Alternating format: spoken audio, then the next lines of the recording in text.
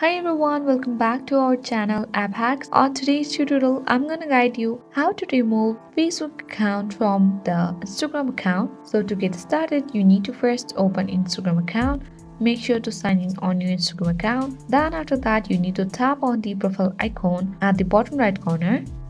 Now tap on the three-line icon at the upper right corner. Tap on settings and privacy. On the top, you can see account center. Tap on it. Now scroll down and tap on accounts. So on this section, you need to tap on the Facebook account that you want to remove from the Instagram. Tap on remove button.